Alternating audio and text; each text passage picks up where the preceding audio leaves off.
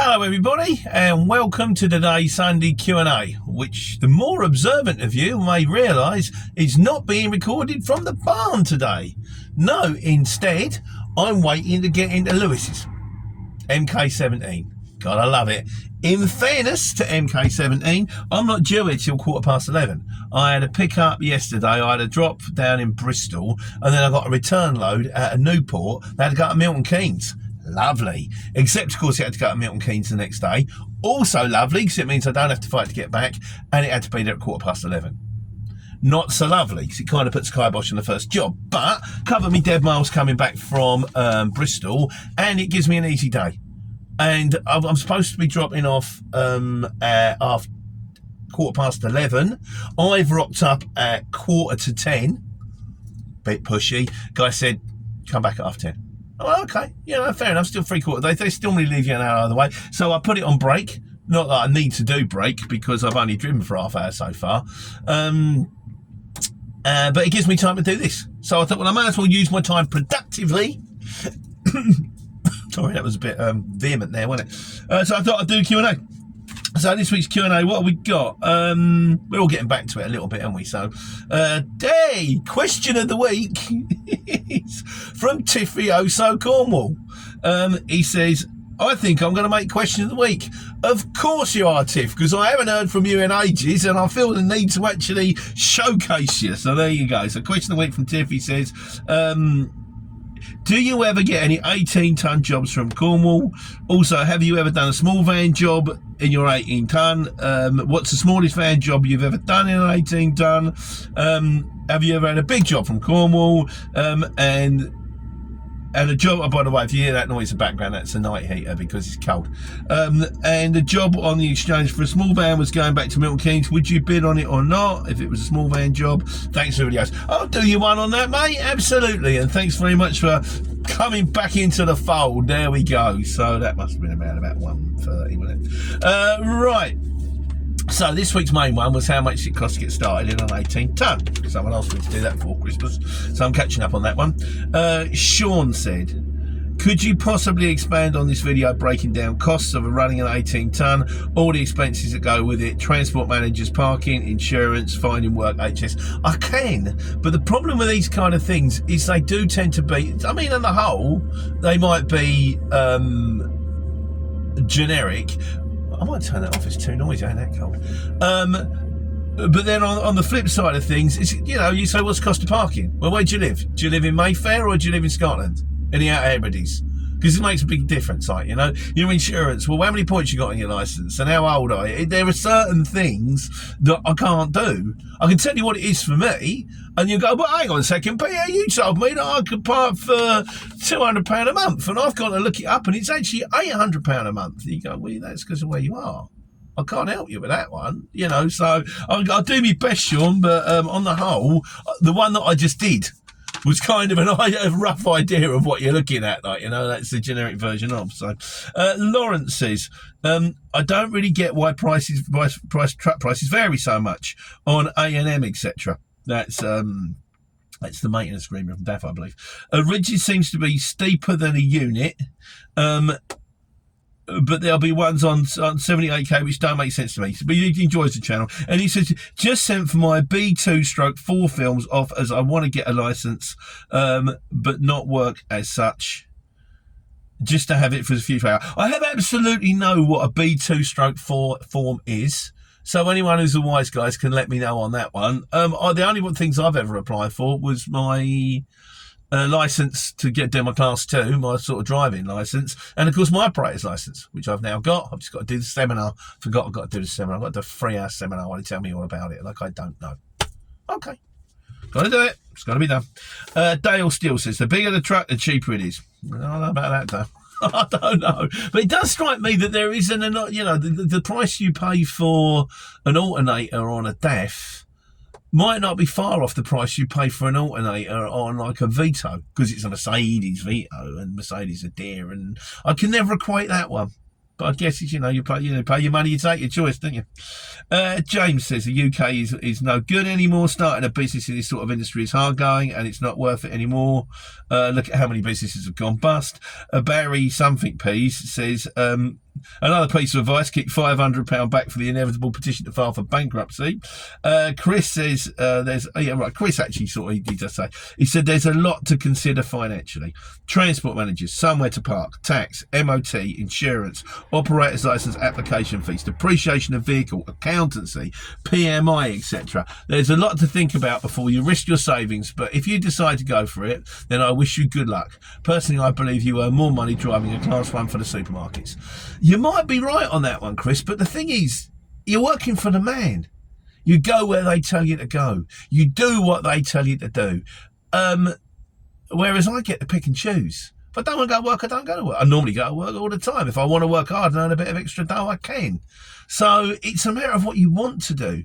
And we did one on this recently, working for the man. I'll do a link in fairness. And it's like working for the man. So some people are cut out for it.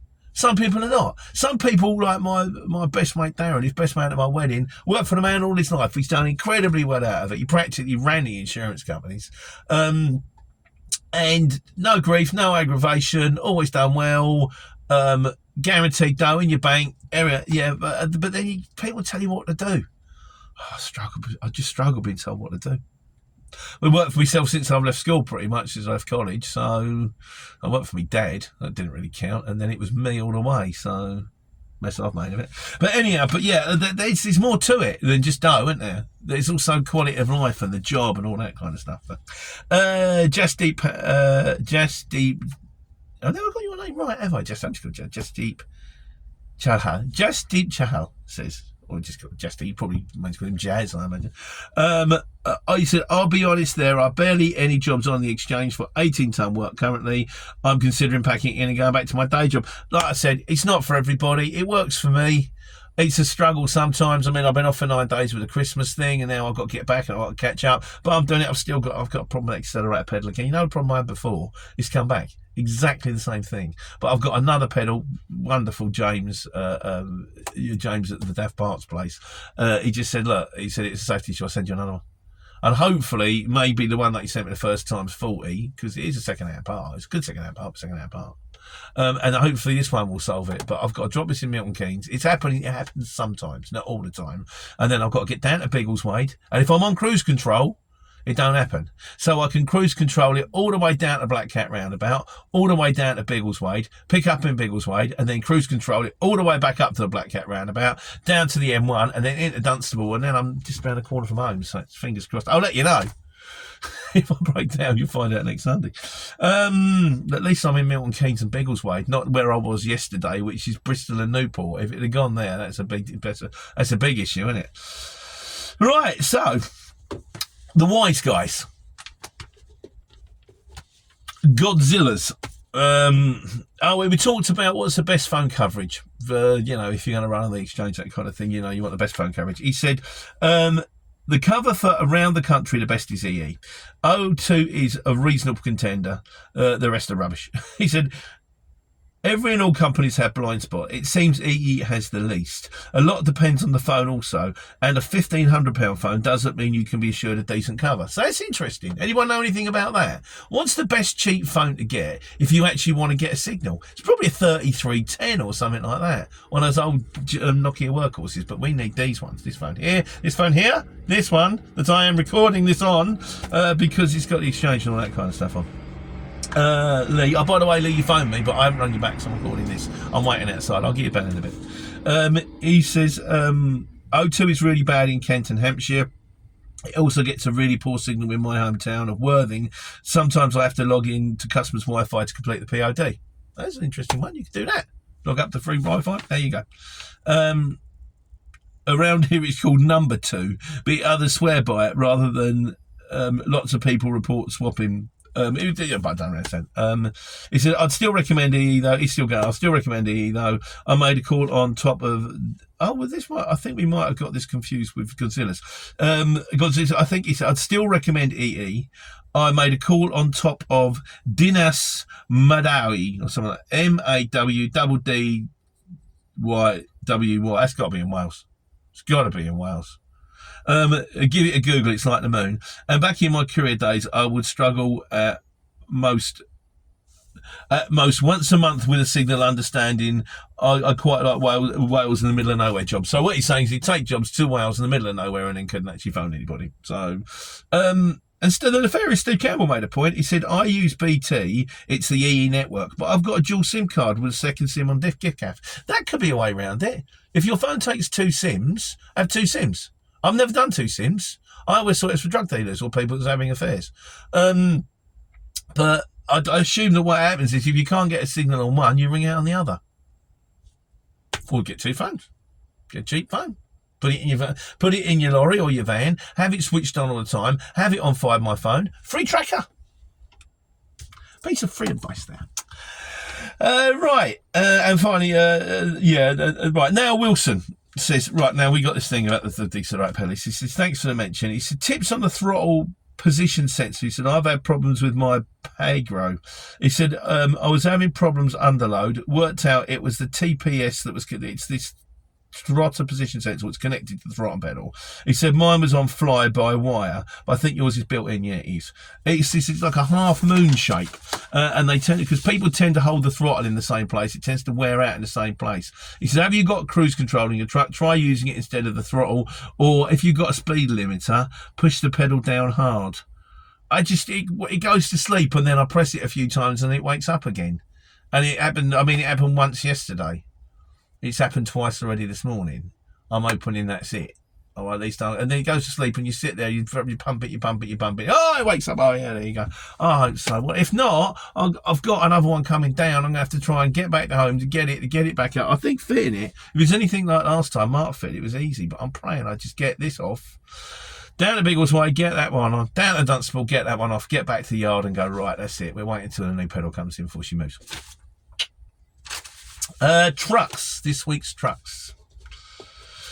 Kirsty Godfrey says, he likes the video. He said, can you, right, this is to do with the tacho thing that I use, the thing for reading the tacho heads and my cards.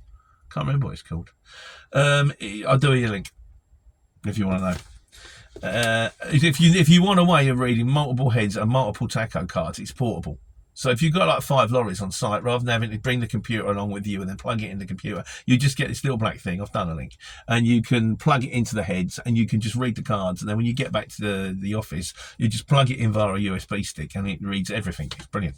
It says, yeah, can you read the driver and master unit and store in the USB at the same time? Yes, you can read multiple tacho head units, this thing here, and you can read multiple driver's cards. You just plug them in, you read the whole lot. And then when you get back, you've got an adapter, because it's got the adapter to plug, the beak plugs into this, and then you've got an adapter that plugs into, like, it changes like a male female thing to the USB that goes in the computer, and everything just appears on Tacho Master, which is what I use the software. Right, there we go. Miscellaneous this week.